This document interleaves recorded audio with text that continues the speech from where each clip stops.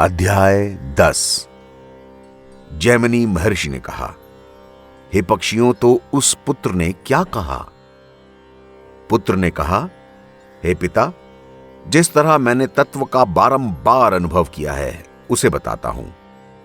यह क्षण भंगुर संसार चक्र प्रवाह रूप से अजर है, निरंतर चलता ही रहता है, कभी स्थिर नहीं होता। आपकी आज्ञा से मैं मृत्युकाल से लेकर अब तक की सारी बातें बताता हूं। शरीर में जो गर्मी या पित्त है वह तीव्र वायु से प्रेरित होता है और कुपित हो जाता है। उस समय बिना ईंधन के भी उद्दीप्त होते हुए अग्नि की तरह बढ़कर मर्म स्थानों का विनाश करता है। उसके बाद उदान नामक वायु ऊपर की ओर उठती है और खाए पिए हुए अन्न जल को नीचे की ओर जाने से रोक देती है। उस आपत्ति की अवस्था में भी उसी को प्रसन्नता रहती है जिसने पहले जल, अन्न या रस का दान किया हुआ हो।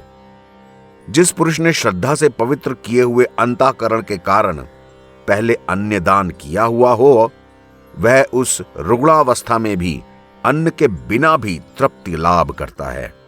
मतलब यह हुआ पिताजी, जिस भी मनुष्य ने श्रद्धापूर्वक दान किया हुआ हो, अगर उसे अन्न खाने को न भी मिले तब भी उसके अंदर ऊर्जा बनी रहती है।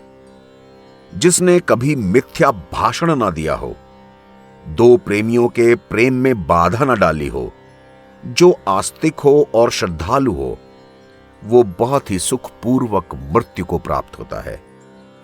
जो देवता और ब्राह्मणों की पूजा में संलग्न रहते हैं, किसी की निंदा नहीं करते और सात्विक, उदार और लज्जाशील होते हैं, ऐसे मनुष्य को मृत्यु के समय कष्ट नहीं होता। जिन्होंने कभी जल का दान नहीं किया हो, उन मनुष्यों को मृत्युकाल में उपस्थित होने पर बहुत जलन होती है और अन्नदान न करने वालों को उस समय भूख का बहुत भारी कष्ट उठाना होता है।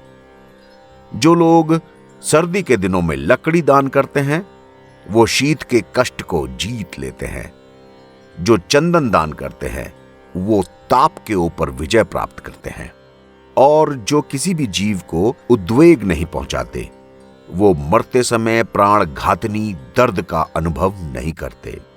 मोह और अज्ञान फैलाने वाले लोग महान भय को प्राप्त करते हैं। नीच मनुष्य तीव्र वेदनाओं से पीड़ित होकर मरते हैं। जो झूठी गवाही देते हैं, झूठ बोलते हैं, बुरी बातों का उपदेश देते और वेदों की निंदा करते हैं, वो सब लोग बेहोश होकर मृत्यु को प्राप्त होते हैं। ऐसे लोगों की मृत्यु के कारण यमराज के दुष्ट दूत हाथों में हथौड़ी और मुदगर लेकर आते हैं। वे बहुत ही भयंकर होते हैं और उनकी देह से दुर्गंध आ रही होती है। उन यमदूतों पर दृष्टि पड़ते ही मनुष्य कांप जाता है और भ्राता, माता और पुत्रों का नाम लेकर चिल्लाने लगता है। उस समय उनकी वाणी साफ साफ समझ में भी नहीं आती। एक ही शब्द, एक ही आवाज सी जान पड़ती है। भय के मारे रोगियों की आंखें झूमने लगती हैं और उनका मुंह सूख जाता है। उनकी सांस ऊपर को उठने लगती है। दृष्टि की शक्ति भी नष्ट हो जाती है। फिर वो अत्यंत पीड़ा से पीड़ित होकर उस शरीर को छोड़ देता है और वायु के सहारे चलता हुआ वैसे ही दूसरे शरीर में धारण हो जाता है। वो शरीर रूप, रंग और अवस्था में पहले शरीर के समान ही होता है। वो शरीर माता पिता के गर्भ से उत्पन्न नहीं होता, कर्म जनित होता है और यातना भोगने के लिए मिलता है। उसके बाद यमराज के दूत बहुत जल्दी उसे दारुण पाशों से बांध लेते हैं और डंडों से मारकर व्याकुल करते हुए दक्षिण दिशा की ओर खींच के ले जाते हैं। उस मार्ग पर कहीं तो कुश जमे होते हैं, कहीं कांटे फैले होते हैं, कहीं बांबी की मिट्टियां इकट्ठी होती हैं, कहीं लोहे की कीलें गड़ी होती हैं और कहीं पथरीली भूमि होने के कारण वह पथ अत्यंत कठोर होता है।